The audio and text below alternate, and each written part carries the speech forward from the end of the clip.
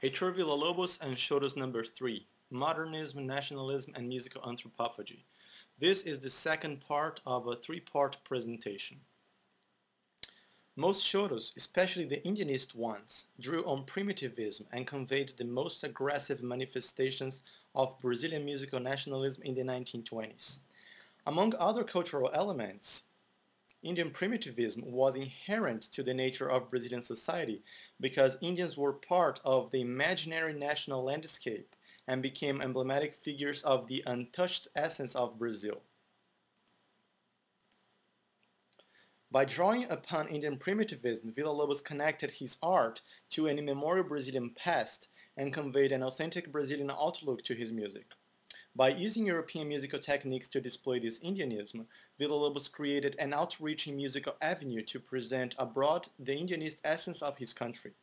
In respect to the musical aesthetic of assimilating both local and cosmopolitan elements, Villa-Lobos affirmed, quote, "The original creator is that who, while demonstrating in his work the exact knowledge of the diverse styles of music, meaning here European music, employing in an elevated manner the folkloric motives of the country in which he has been living and forming his mentality, reveals in his compositions the natural tendencies of his predestination and the ethnic influence of his temperament, forming, therefore, the characteristic traits of his personality and of the country in which he was born."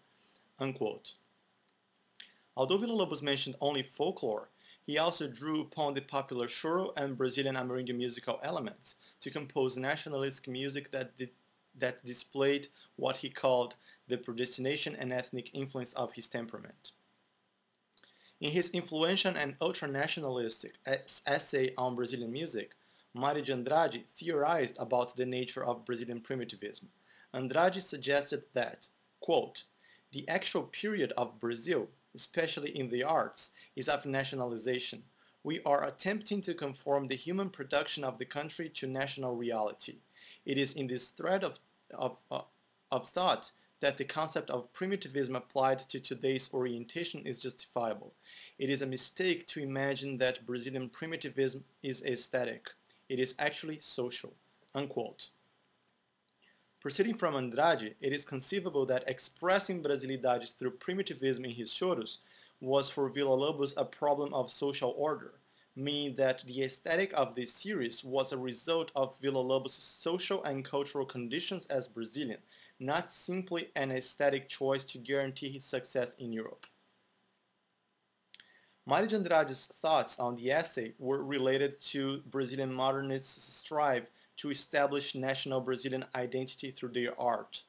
Oswald de Andrade's manifestos epitomized this quest of Brazilian modernists' aesthetic approach in the 1920s. For instance, the most celebrated phrase from Oswald de Andrade's Anthropophagic manifesto, "Tupi or not Tupi, that is the question," reveals much of the essence of modernists' philosophies.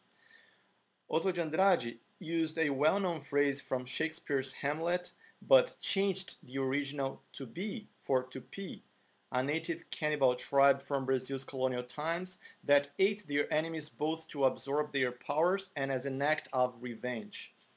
Provocatively, Andrade subtly suggested that Tupis ate Shakespeare and absorbed his powers, in this case the powers of his emblematic phrase.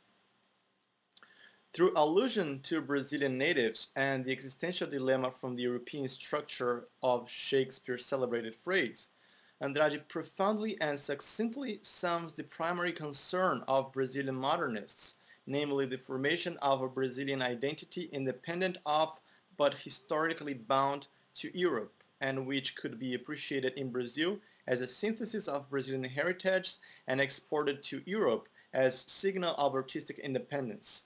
The synthesis of both Europeanness and nativeness intrinsic to the structure of Oswald's anthropophagic phrase reflected the essence of the ethnic and social cultural diversity of Brazilian people and embodied the artistic philosophy of the Brazilian modernist movement.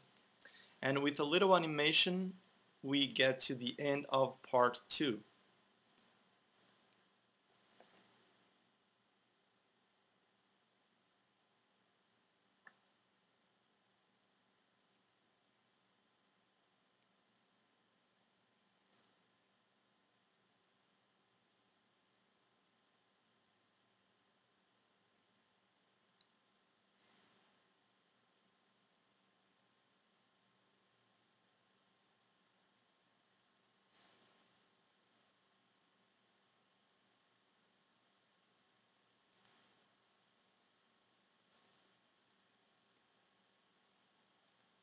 We move now to part 3.